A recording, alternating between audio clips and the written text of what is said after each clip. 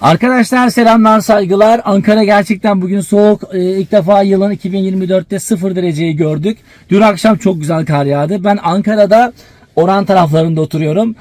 Orhan taraflarında da dün akşam güzel bir kar başladı. Yani yüksek mevki olması itibariyle kuvvetli muhtemel en fazla buradan başlamıştır diye değerlendiriyorum. Buralardan yani bu civardan. Bayağı bir yüksek hızdaki şeylerle böyle rüzgarlar eşliğinde güzel bir kar yağdı. Bekledim özellikle. Yukarıdan hani özellikle arabayı da kapının önüne çektim, izledim. Bayağı bir kar birikti. Ya sabah geldim de arabanın başına ortalama 7-8 santimetrelik bir kar vardı arabanın üzerinde. Tabii ben de dedim ki acaba ne yapacağız? Bütün benim kar malzemelerim bagajda arkadaşlar. Tabii direkt bagaja gittim, arabayı temizleyeceğim aklım sıra. Bir bastım. Bagaj uzaktan şey yapıyor duruyor. Allah'ım dedim ne olacak? Bir daha bastım diyor duruyor. Hani biraz açtı, bekledi sonra geri kapattı. Hani orada şey olabilirdi. Daha sonra ben kendim arkadaşlar elimle manuel olarak kaldırdım. Sonra tam şey yapacağım birden pat diye bir kapattı böyle. Yani orada elim falan sıkışabilirdi. Böyle şeyler olabiliyor arabanın. Beklenmedik hareketler olabiliyor. Bilginiz olsun. Bakık bagaj açılmıyor. Çünkü geri kapatacak. Geri kapattı. Böyle hatalar olabiliyor. Şimdi ben defrost kar dedim. Bakalım ne yapacak onu merak ettim sadece. Bakın tekrar bastım. Daha sonra ben dedim ki tamam bagaja giremiyorum çünkü malzemeler orada. Bari yan kapıdan gireyim. Yan kapıda tabii ki buz olmuş arkadaşlar. Üzerine falan buz olmuş. Burada da şöyle bir şey var. Mesela bu camı açmaya çalıştığınız zaman arkadaşlar mesela düğmesine basınca çıt olmadığından dolayı camı az bir şey aşağı çekiyor. Öyle kapıyı bırakıyor. Ama bunu kapattığınız zaman bilmem gördünüz mü tekrar buradaki cam yuvasına giriyor. Evet daha yeni açılmaya başladı. Biraz önce burası açılmadı. Şimdi şuradaki kar ve buzlar şey olduğu için buz olduğu için haliyle onu engelledi. Dolayısıyla hiçbir şekilde açamadım ben kapıyı da açamadım. Dolayısıyla böyle bir durum oluştu. Şimdi ne yaptım ben o zaman? Uygulamaya girip defrost kar seçeneği uyguladım. Bu Türkçe'de buz çözücü yetkin nesne olması lazım. Buz çözücüdür kuvvetli muhtemel Türkçesi. Ben bu sırf navigasyonu yani uydu görüntüsüyle gidebilmek için İngilizce yaptım arabayı. Mecburen o yüzden defrost kar diyorum, kusura bakmayın. Bazı yani İngilizce şey değilim yani ama uygulamadan öyle olduğu için buz çözücüye bastım. Doğaçlama orada ne yapıyor? Buz çöz dediğimiz şey arabanın bütün çevresini ısıtmıyor. Böyle hani defrost hani sanki şey gibi algılanıyor. Sanki arabanın dış çevresini hemen ısıtıyor. Sonra bütün buzlar eriyor. Böyle bir dünya yok. Sadece içeriden sıcak hava üflüyor. Yani klimayı sonuna kadar açıyor. Ondan sonra ben o tabii iç ısısını görebiliyorsunuz ama gerçekten hızlı attı işte. 0 dereceydi. 18 dereceye kadar biraz bekledim. Bu da 3-4 dakika hatta 5 dakika falan bile diyebilirim. Öyle aldı. Tabii ben bu esnada kar çok yüksek olduğu için bunu göremedik. Haliyle ne yaptım? Ben de elimle artık o karlar bir an önce erisin diye en azından şu muhtemelen arka bagaj böyle olduğu için şu elimle iki elimin kesiştiği noktadaki bastığı zaman şurada sıkışmalar oldu. Yani bu kar tanelerinin sıkışmasından dolayı muhtemelen onu sıkışıp geri basıyor. Bir şey sıkışıyor diye ama onu çok sert kapattı. Dediğim gibi öyle bir şey başınıza gelirse dikkat edin, eline sıkışabilir.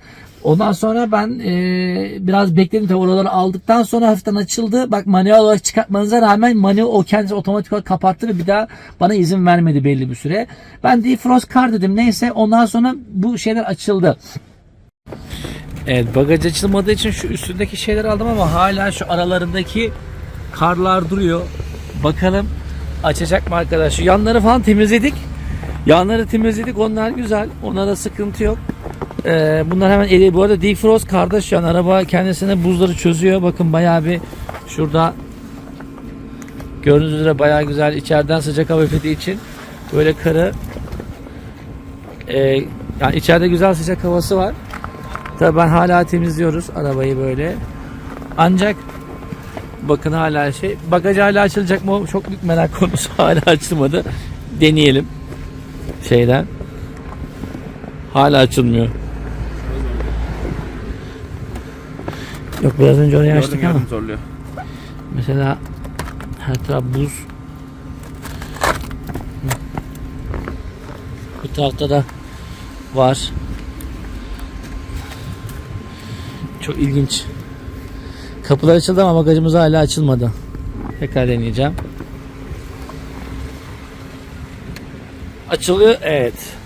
Yeni açıldı. Evet. Demek ki şu kenarlarındaki buzları da arkadaşlar bir bakmamız gerekiyor. Dolayısıyla buz kazıyıcılarımız falan nerede olmalı? Muhtemelen ön taraflarda olmalı arkadaşlar. Bagaj açıldı. Tabii ben artık arabayı temizlemeye başladım. Öncelikle kapı kolları. Kapı kolları biliyorsunuz gömme olduğu için, düz bir zemin olduğu için onun üzerine su akıyor. Yani kar taneleri ve orada buz olmuş. Tabii onları önce kazıyorsunuz ki basabileyim falan. Böyle şeyler oldu. Zaten arkamdaki arabadan da görüyorsunuz. Biraz bu yan tarafı, üst tarafında da işte bakın orada zaten gözüküyor. Kar gerçekten vardı. Ama ciddi anlamda ne oldu? Güzel benim için bir tecrübe oldu açıkçası. Ben de şimdi ne yaptım? Arabanın her tarafını temizledim. Ama güzel bir tecrübe oldu. Ne yapmayacağız? Hani geldiğimiz zaman eğer ki işimiz falan varsa arabayı biraz daha erken temizlemeye ineceğiz anladığım kadarıyla. Veya uzaktan defrost yapıp yani buz çözücüsünü aktif edip ondan sonra arabanın başına gelmek daha mantıklı. Boşver arabanın başında üşümeyin diye söylüyorum. Gelseniz bile kapı açılmayacak. Ben en azından bunu yaşadım bugün. Dolayısıyla uzaktan uygulamadan defrost karın bu şeyini en azından zaman kazandırıyor. Ha şu var, inkar edemem. Kar temizlerken hani içeri sıcak dışarı soğuk olduğu için bir de cam da tavan. Dolayısıyla tavanı da cam. Ters söyledim. Cam tavan olduğu için diyelim o zaman öyle kıvırayım. Cam tavan olduğu için içeride sıcak ya böyle. Hani en azından ısıyı falan şey verebiliyor. Daha rahat bir şekilde temizledim açıkçası cam kısımlarını. Diğer taraflar biraz daha tabii ki hani bu ısıyı daha az ilettiği için arada da mesafe olduğu için direkt temas etmiyor sıcak hava sonuç olarak. Dolayısıyla o biraz daha zaman aldı. Arabayı defrost yaptım. Bakın mesela biraz burada daha rahat sökülüyor. Yani kayıyor falan. Muhtemelen bakın şöyle. Bu kadar şey değildi. Ama gördünüz bunu. Bakın. Bayağı stres atıcı görüntü. Evet, kayıyor yani. Dolayısıyla öncelikle şu kapı aralarında şuraları cam şeylerini alalım. Buz kazıcıya sıkmak istemedim. O yüzden silecik yapıyorum. Artık ne kadar defrost ediyor ona bakacağız. Buz çözmesi nasıl? Ben şu an arabayı temizledim. Araba güzel, temiz oldu ama böyle bir tecrübem olmuş arkadaşlar. Bilginiz olsun. Sadece bunu paylaşmak istedim. Ankaralı olanlar veya Ankara gibi soğuk havalarda bunu kullananlar iyidir. Benim diğer ofisim Antalya'da arkadaşlar. Dolayısıyla orada öyle böyle bir sıkıntı yok. Orada kar görürsen insanlar değişik bir şekilde krize girebilirler tabii ki. Ama dediğim gibi Ankara'da veya kar olan bir bölgede yaşayan arkadaşlara tecrübe olsun diye ben bunu paylaşmak istedim. Herkese iyi günler. Cansınız, kansınız, iyi ki varsınız. Görüşmek üzere arkadaşlar. Kolay gelsin.